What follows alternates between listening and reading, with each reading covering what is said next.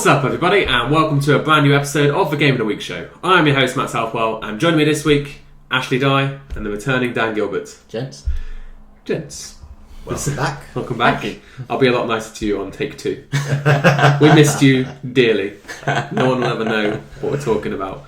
We bully him behind the scenes. And we'll get straight into this because we've got a lot to go through this week with it being Gamescom. But first up, if you're new to the show, it's the weekly show that the three of us do, where we get together to talk about the biggest news topics in the video game industry. We'll then also go through the game releases for that week before each picking our favourite game of the week. So guys, Gamescom, as I just mentioned there, happened over the last 7 days, and a lot came out of it. Obviously, the biggest presents, probably the best presents, came from Xbox. So we're gonna open up with their conference and kind of break it down the best we can. Yeah. And I think we should go on record at the start and just say that after this conference, you'd be stupid to not have an Xbox One. You would. We'll just leave it there. It's looking very it is good for the Xbox. Yeah, definitely over the next 12 months or so. Definitely. If you've not got an Xbox One, you have to get one. Otherwise, we'll have to maybe get your head checked or something. I don't know what you think about that, Dan, but That's fine. That's fine. Yeah. We already know my IQ's in the basement anyway, so. Well, that's what you get for hanging out with us for so long, I suppose. Yeah. So first up, we had Quantum Break. We knew there was basically 3 games that they said were not going to be at E3, and that was Quantum Break, Crackdown, and Scalebound. Those were all shown. Quantum Break, we got a release date of April 9th. So I don't know. I thought I was hoping it'd be a bit earlier. This is now basically right around the time of when Uncharted 4 is going to be out, because we know that's kind of like March time. Yeah. I mean, if it's early March, it's fine, but if it's end of March, that's obviously where the companies are maybe going to compete their big titles for. Yeah. I always find this time of the year a real difficult time to commit to playing lots of games as well, because you've got your sort of holiday season, Easter, and all that sort of stuff that falls in there. Extra time for gaming. Well, it is, but it's always a busy time as well for doing things. Eating chocolate. Yeah, the November releases are great because you can spend all of the winter playing them. But April's a bit more. You feel like the sun's out and you should be out in it. Yeah, but considering how good this game looks, I think it's going to take priority over anything else. Yeah, like joking aside, Dan, what did you think of the trailer of this game? I thought like the mechanics of like the manipulating time and stuff looks really cool. Yeah, it's like you get like bullet time and stuff like that. It's just like bullet time, but it looks more than just that. Yeah. Well, we've got to remember these guys, Remedy, made the original Max Payne games, Max Payne 1, Max Payne 2. Yeah. So they pretty much invented bullet time along with the guys that came up with The Matrix as well. Yeah. That was basically where. So I'm really excited for this. I am as well. I think this looks really good. I think what's very good about this game as well is it's another one of those games that we see more and more where the mechanics and the visuals of very real life where it's almost television and game sort of combine. Yeah, because they're doing a TV show like weekly up to it as well. Because I can't remember their names, but someone will remind me. But you'll see on the trailer that basically there's the guy that was in Smallville, I can't remember his name, actor, and there's a couple of other famous faces that you'll recognise in the game. And so I think it's another one of those good games that just sort of blurs that line between the two. Yeah, look forward to it in a mere 8 months' time. It'll be here before you know it. I know. Crackdown 3, we got a release window for that. It was summer 2016. This looks similar to the last Crackdowns. In fact, you're a police officer or advanced police officer in Metropolis, and the city's being taken over by criminals, and you have to kind of crack down on the on the crime. It's amazing how they come up with these names for video games, isn't it? But the interesting thing here was 100% destructible city, provided that you're online and connected to the cloud, because obviously the Xbox doesn't have the processing power to destroy absolutely everything. Yeah. So it connects to the server and it does some of the processing power. Now, I don't understand how technologies work. I'm not that advanced, no. I assume it's going to be similar sort of stuff to what they do with like PlayStation Now and stuff with the streaming of game. But obviously, I don't know. Yeah. having to be connected to the cloud concerns me a little bit though. But you will be able to be offline as well, as long as that's in there. Because like we've seen in the past where games have relied heavily on being able to connect to servers to work or access files, and it's just those servers have gone down, and then suddenly you actually just sat there with a disc that can't actually play the game you want. Yeah, you've had certain aspects within a campaign mode or a story mode that certain bits within the game, whilst you can still play the story mode, certain bits of it are dependent on being connected. I would like to say, do a little plug, go and read Dan's article on thegameinitiative.com about why he hates online, not just because he hates people, but why it annoys him as well, because there's an article there. So Scalebound was the next one. We're going to be rushing through this because we don't want to keep you all day. But this one, initially, I didn't really have any interest for. It was like, it's going to be like an RPG game with dragons. It's going to be like kind of a Dragon Age. I'm not a big fantasy guy. But this actually looked pretty cool.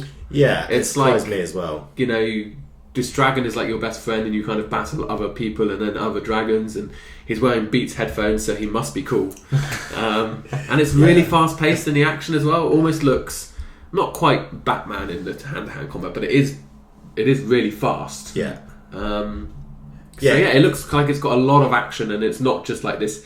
I thought it might be like this really heavy, intense RPG game, which I'm not really into, but there's a lot of action from the trailer anyway. I was going to say, reading the description and watching the trailer, they're not, if you read the description first, it's not what you'd expect it to be, I don't think. No. Well, it might be to some people smarter than us, maybe like, saw it coming all the way. Yeah. But no, it looks really interesting, and I don't know, I mean, it's a long way away, so I don't need to worry about it just yet.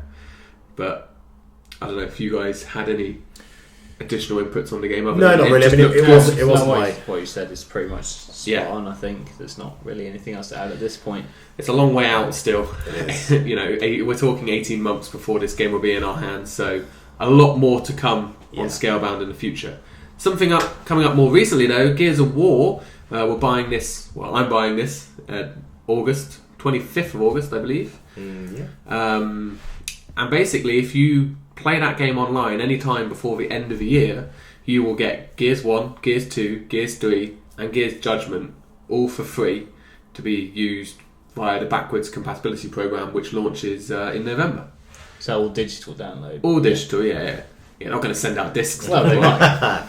Because discs don't even work with the backwards compatible anyway, because it makes it digital. So basically, this is actually, going back to our E3 predictions, this is the bundle effectively that I predicted. Not quite in the same way, but you are getting all of the Gears games for one. You're still trying to get your point from back then. It's past E3, it doesn't count. Let it go, Matt. Let it go. I'm just saying. I called it way in advance. I should get double points because I called it early. I'm just saying. Okay. But I thought that was quite a cool thing to do, and it actually, Yeah. it might make people who weren't that bothered about buying it now consider buying it, because it now becomes...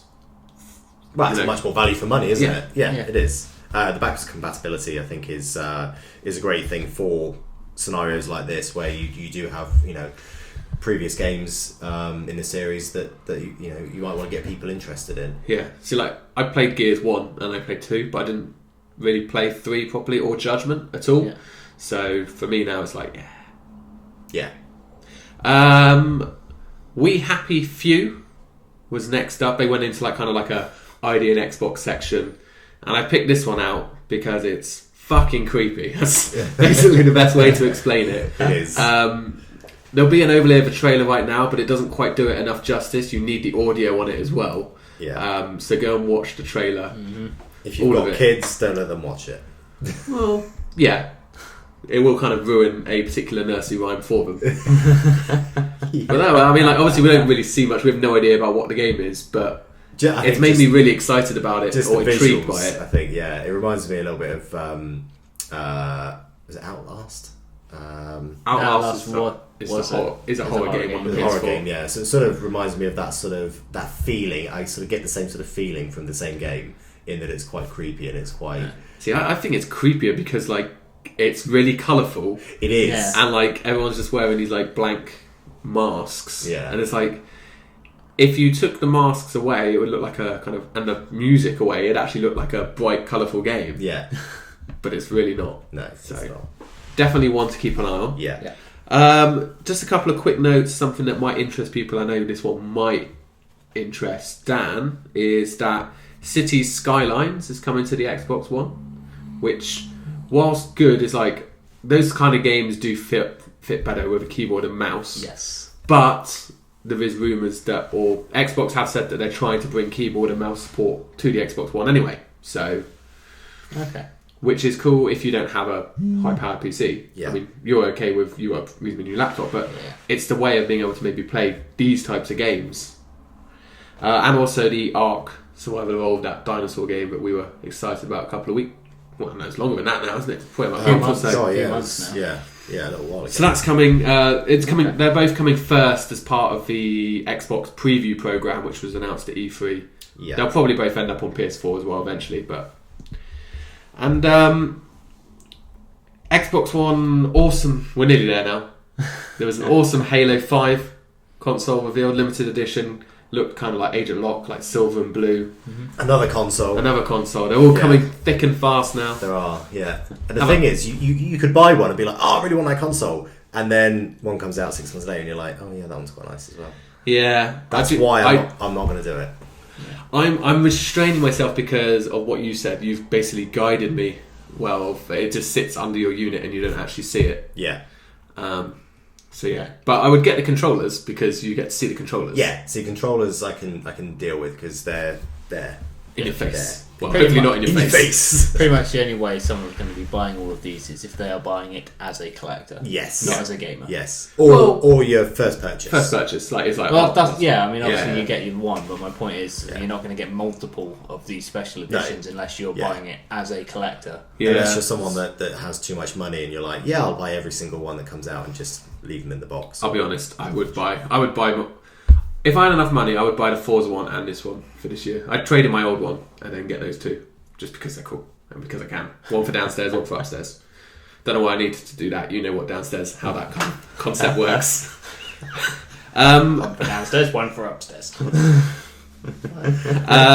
But yeah, there's also a Halo, a Master Chief controller. So you've now got the lock controller and the Master Chief controllers. So those are cool as well. Is that so that you can change controllers when you change characters in between the game? Yeah, basically. Yeah, it won't work. It's like the controllers all become inverted if you try to use the wrong one for the wrong character. I would love it if that was in the system. It would be amazing. Like, you've got to have both connected so that when you switch, like, I can't control him anymore. Why is he not working? Yeah. So with this, I think we've spoken about this before, but this console wouldn't make you buy the Xbox then. It's not a special looking console. Like it's its skin. It doesn't change what it actually does. The actual device.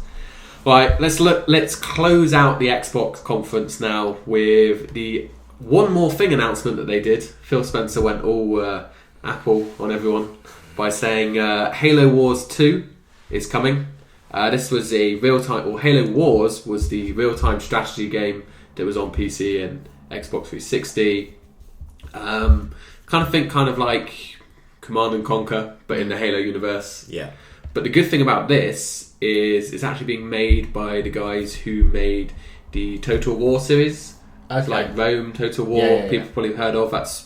I loved that game. I'm sure they've done other games as well, but that was my jam when I was like 16. Jam. I didn't get out much. No. But no, this was quite a cool announcement. A lot of people were happy, and I think this kind of game coming to Xbox One almost emphasises that this keyboard mouse support must be coming, and I think this game is going to be probably like cross-play, cross-save and everything as well, because it's the perfect that type of game. Those types of games are designed for PC. So also with with the whole Windows 10 upgrade, like you could have it playing off your console, but then streaming it to your computer. Therefore, you've got the keyboard and the mouse there for it. Well, yeah, you could, yeah. So yeah, that's coming holiday 2016. So a really strong lineup of games for Xbox forming. We pretty much know the lineup now, not only for this year, but for next year, pretty much. Because I haven't mentioned any. They covered all of this year's games as well, but I'm not going into that. You already know those by now. So we'll move on to our friends at EA now. Item number 2, 15 minutes in. This is not going well. It's fine. It's fine. Okay. Speed it up. Speak quicker?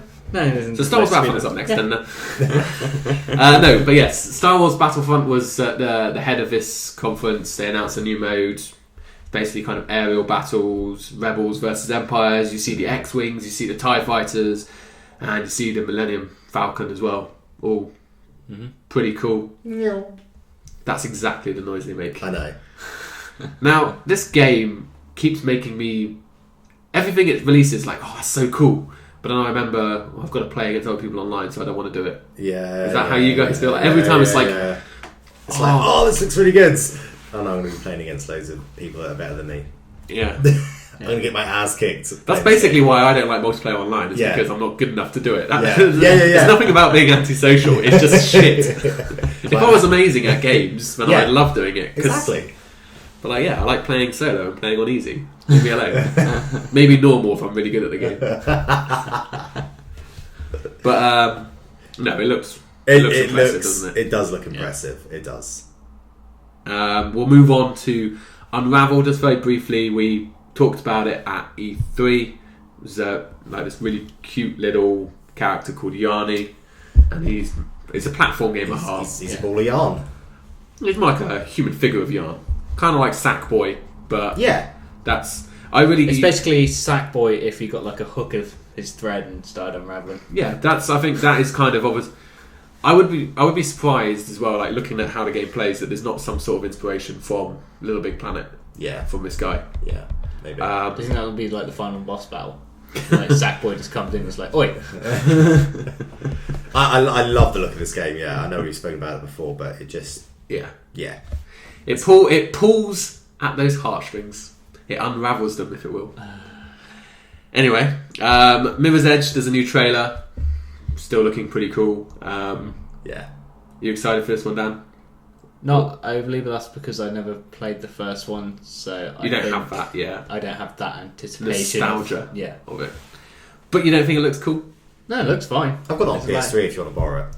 No, I'm right. Okay. I'd wait for the new one. Like the last one was fine until you encountered anyone, and then the game kind of went a little bit shit. Not to shit. That's a bit harsh. But I never finished the first game. I must admit, I played quite a bit of it. The traversal of the game was awesome, but like the combat and stuff, it was just it wasn't great. And it just felt like a really unbalanced game, in my opinion. Okay. But hopefully they've addressed those issues this time around. Yeah.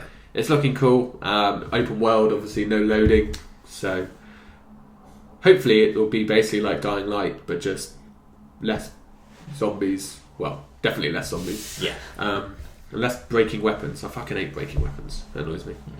FIFA 16. They obviously, EA do quite a few sports games, but with this one or two, one or two or three or 4 or 5, 6.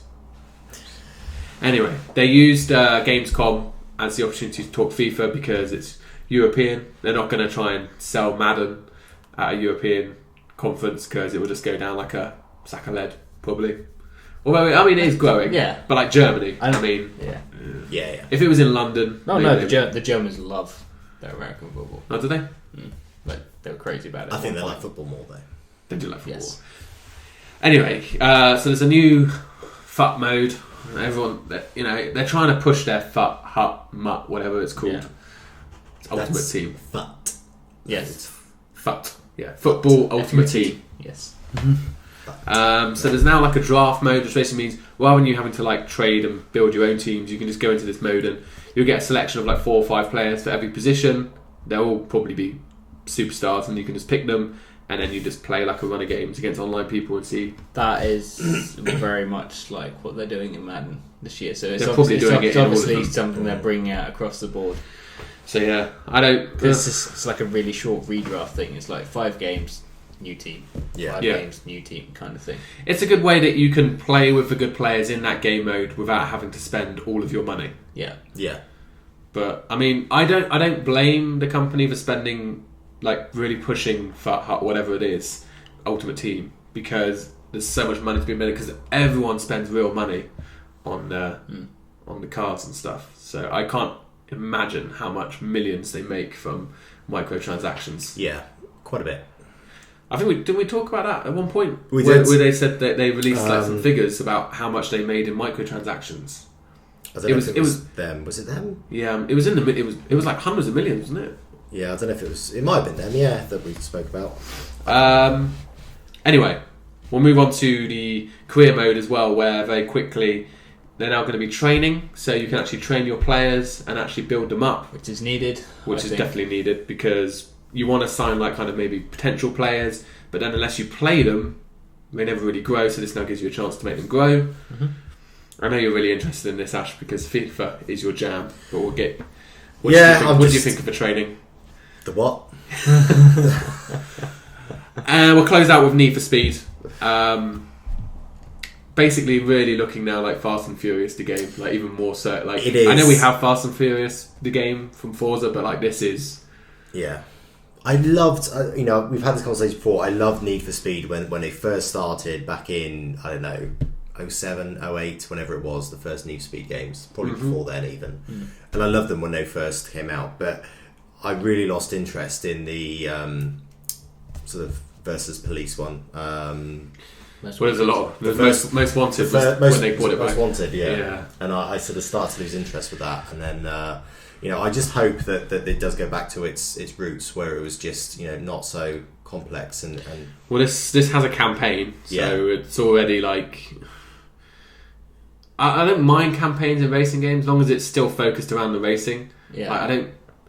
Giving you a story that kind of explains why you're doing this race, I can get behind. But when it starts trying to do more stuff, then it gets like a bit annoying. It's like, I'm here for the racing, I'm not here for anything else. Yeah. So, like Underground was basically just you did 100 races and then you reached the top. It was just basically like a leaderboard of the Underground circuit, wasn't it? You just made your way to the top. That was fine. Yeah. That's all you want for a racing game. You want it to be sort of relatively simple. Don't overcomplicate it. By all means, have it so that you can, change the spec on your car and get additional, NOS systems and change suspension and tyres and everything else. But you don't need to make it overly complicated. I don't think you need a massive story bolted on the side of it to make it a good game, because it's a racing game. Yeah, and they're adding. There's 5 in total. I haven't written them all down, but they put like kind of iconic racing characters in, like Ken Block, and it's just when you start doing that to racing, it's almost like they're trying to add the names to obviously add the appeal to it. It's just. I know it's all marketing and stuff. We've not really seen any gameplay from this as well. And Need for Speed games, I wouldn't just go on a release trailer. I just don't think you need to see it in action. You do need to see the gameplay. I'll wait. Yes. It will probably be in EA Access next year, so I'll just wait for that. Yeah, we're not sure on racing games at the moment. So right, Tony Hawk's Pro Skater 5. It's out pretty soon. I was very excited for it when it was announced. They've just changed the art style less than 2 months before the week. It kind of looked. They were kind of going for semi-realism initially, I believe, but it looked a bit shitty. They've now gone with some cell shading, kind of the more colourful. Not cartoon is not the right word, but cell shading is what it's called. But the more colourful kind of off-realism look. And I don't necessarily have an issue with the art style they're going in, but to be changing it 2 months seems really, really weird. Like everything they say about this game to me just seems off, and it's just like when everything you hear is just like, ooh. It means the game will probably be. It makes it almost sound like the project itself is struggling. Yeah, and it's like it may not even make its release time. It's a worry. Yeah, it could be. Yeah, I suppose. Yeah, I mean, maybe you don't want to announce a delay at a game show, do you? Because game show is supposed to be all positive news. It is. But that's actually a really good point. It's possible we could see a delay in the next couple of weeks. It just unless I don't know. Surely you can't just change the art style just like that. Because if it's 2 months before release, that means they've only got a month left to work on the game because it has to go through cert and stuff. So I don't know. But I do not have high hopes for this game really anymore. Yeah, it is concerning, but we'll see. I'm sure there'll be some further developments. Yeah. Battleborn, we got a release date for that. It's now coming on February the 9th, 2016.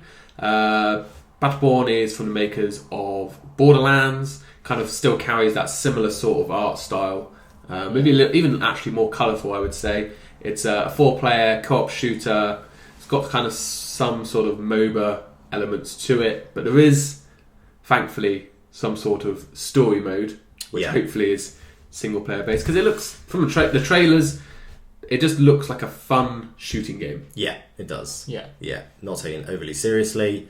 Lots of little quirky add-ons, I think, in terms of, finish. Each character's sort of got different... abilities. Like you'll have like a finishing style of animation, all of it. Yeah, like you see like your brute who like kind of they punch people, and then you've got like your rifleman, and then you've got your heavy guy with like a rocket launcher, and it looked like there was someone with like swords and stuff. Yeah. Maybe someone with like ninja. Everyone likes a ninja. I like a ninja. I kind of consider myself to be a bit of a ninja, to be honest. But I'm not going to show you how, because it would just scare you too much. I'm excited for this game. I don't know. I want to like it, but I feel it's going to be one of those games where it's like, oh, this is really cool, and then exactly the same with Borderlands. Like, I love this, and then 2 hours later, never play it again. Yeah, there's a lot of games like that. I think you want to play them, you get them, and there's they're great. There's nothing wrong with them. Yeah, you have. Doesn't keep your interest after the initial kind of like hyped few hours. It's still not a bad game. Like you stop playing for whatever reason, and then when you go to game again the next day, it's like, I kind of want to play this instead of that, and then you just never go back to it. Yeah. But right, the final, because we normally do 5 items here, and I know we're already quite a way into the show. There's a lot of trailers that have come out this week, with it being Gamescom. There's new trailers for Mad Max, Metal Gear Solid 5, Just Cause 3, Assassin's Creed Syndicate, Deus Ex, and Mafia 3, and Homefront: The Revolution. All really good trailers. I'm gonna do something somewhere to give you links to them. If I'm really trapped in a box. If I'm really clever, I might be able to make them all playing in little individual screens. But most likely, it's just going to be links. Yeah, but. It's going to be links. It's going to be links. Mad Max, Just Cause, definitely, and Mafia 3 stand out there. Yeah, Just Cause, I'm really excited for. Mm-hmm. Just because it's a fun game. Metal Gear Solid, it looked really cool, but it's just like, this game is already suffocating me. I can't even speak. Suffocating me with its content. It's just like, it's so big. It's so big. And it's just like... Sometimes there is such a thing as too big. So that's what she said. Who's she? Game releases. No. We haven't asked Dan what he likes yet. Don't be rude, Daniel. Any of those trailers particularly stand out for you? Obviously, Assassin's Creed. Were you impressed by it and the gameplay on? I'm drawing blank now. Evie. Yeah, I think it's Evie. The woman. Yeah, I want to say Evie, but I might have dragged that up from somewhere else. Miss Fi. Yeah. Sister Fi. Because I know the surnames, and I know Jacob. I'm going to be classed as a sexist now because I don't know her name and I know his name. I'm pretty sure it's Jacob and Evie. I literally wrote about her last night and I've forgotten her name. But yeah, it's like that trailer is like, I think it's the first time that they've properly shown her gameplay elements and so on. Like, so far it's all just been about Jacob and like him basically leading his gang and smashing up London. Yeah, so he's basically the brute and she's the stealth. Yeah. So like, that was interesting. I personally was quite intrigued by Homefront: The Revolutions. Yeah, that looked cool. Check that one out. Make sure you do, because it does look good. We don't know necessarily when exactly that's coming out. 2016, but maybe go and check out the older Homefront games if you get a chance as well. Right, as Ash just said, game releases. We're going to go through them pretty quickly. There's nothing, drop dead incredible that we want to spend hours and hours talking about. Yeah. But first up, I will say Rare Replay is now available on the Xbox One. We talked about that. E3 collection of 30 of Rare's classic games, ranging, you've got your Perfect Dark, your Perfect Dark Zero, your Battletoads, your Banjo-Kazooie, all of the games that Rare were famous for, with the exception of GoldenEye, because I think it's EA owns the rights to GoldenEye. Fucking bastards. Maybe it's Activision. I don't know. It's some prick. Somebody, it's the one everyone wants. It's the one everyone wanted. But that's the point. It was bought before Xbox bought Rare. I'm sure they would have loved to have had it in there. Yeah. And I'm sure that they would have loved to have it in there. I bet, I can guarantee you they tried to get it in. They probably, but it was probably too much. And I read a really interesting stat. I don't know if this is true. I didn't research it, but apparently Xbox One now has more N64 games than the Wii U. Wow. That's crazy. Which I thought was quite funny.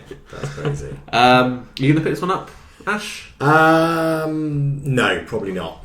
No. I don't think so. I'm the same. I might pick it up in the future, but like right now, it's just like it's a good little collection to have on the side for when you have a spare moment. But I never have those spare moments. That's the problem. I'm trying to be more and more, brutal. Yeah, I am. It's also a case because it's basically all about nostalgia. Like that collection, you either don't want to go back because you don't want to now look at those memories and go, "It's actually quite shit." Yeah, but... Or you don't want to be playing games you've already played and you want to be moving forward with new stuff. It's more the latter. Like, Banjo-Kazooie, I'm sure, will hold up. And all the reviews this game is getting is basically saying it's not just a shitty little quick port. You know, the presentation has all been done and it's really, really good. And, 20 quid for 30 games is really good value for money. Even if one or two of them are duds. Yeah.